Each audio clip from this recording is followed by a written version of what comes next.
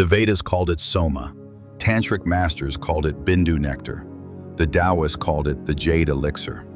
Across cultures, across centuries, the wisest knew of a sacred fluid inside the human temple, a nectar of immortality, a liquid light that awakens the soul. In the Rig Veda, Soma is described as divine nectar, pressed from a mysterious plant, drunk by gods and Rishis to attain immortality. But the true Soma was never just a plant. It was a metaphor. It was the inner secretion of the awakened brain, a sweetness born not from leaves and roots, but from the human body itself.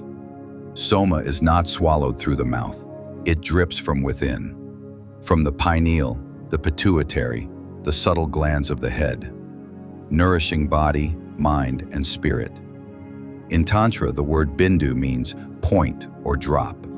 It is the sacred drop of nectar stored in the crown of the head, in a secret reservoir called bindu visarga. This drop drips downward, feeding the body, sustaining life. And in the yogi, it becomes something more. Through discipline and meditation, the nectar is preserved, transformed, and lifted back upward, turning ordinary life force into spiritual ecstasy. Bindu is the drop of immortality, the key to transforming flesh into light. Listen to the echoes. The Greeks spoke of Ambrosia, the food of the gods. The Egyptians wrote of the eye of Horus oil. The Taoists practiced the golden elixir of the jade pool. The Bible hinted at milk and honey flowing from heaven. Different names, same truth. There is a nectar hidden in you, the universe's greatest secret flowing in the smallest drop. Your brain is not just biology. It is a sacred temple with two thrones. The pituitary gland, lunar, receptive, nurturing. The pineal gland, solar, radiant, awakening. When balanced, these two secrete subtle fluids, and where they meet, Soma is born. A nectar that is felt as bliss in the body, clarity in the mind, and light in the soul.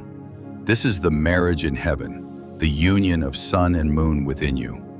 Mystics say, when the nectar flows, a sweetness gathers at the back of the throat. It is not saliva, it is more subtle, like honey, like ambrosia. Tasting it brings deep calm, a sense of timelessness, as though the body is being bathed in light. This is why some yogis lived for weeks on nothing but breath, their bodies fed by Soma, their souls drunk on nectar. But nectar alone is not enough. It needs fire. Kundalini, the serpent fire at the base of the spine, rises upward to meet the bindu nectar dripping down.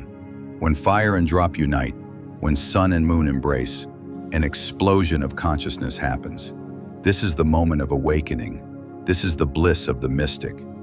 This is why yogis spoke of nectar in the head, fire in the spine.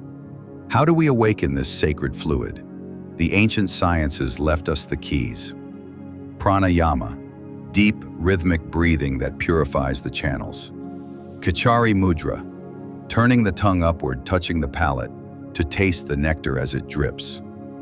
Meditation on Bindu chakra, a point at the back of the head where the drop is preserved.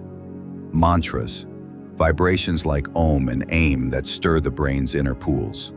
Celibacy or conscious retention, saving vital essence so that the nectar is not wasted but refined. With practice, the nectar awakens. With devotion, it flows freely. Neuroscience now discovers what yogis whispered. The pineal produces hormones like melatonin, regulating sleep and dreams.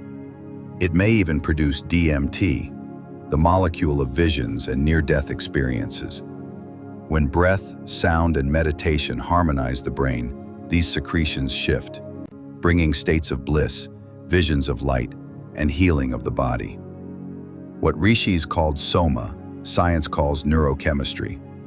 But beyond names is the same mystery. The body is designed to make its own medicine of the soul. Why was this secret guarded so carefully? Because it is the true elixir of immortality.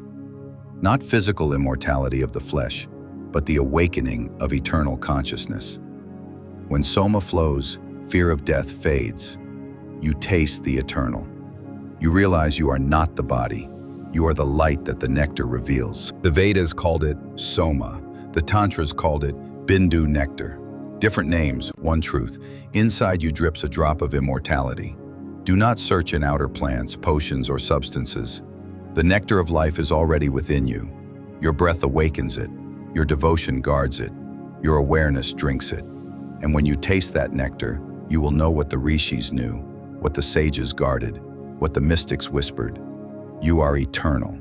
You are divine. And one sacred drop is enough to remember who you truly are.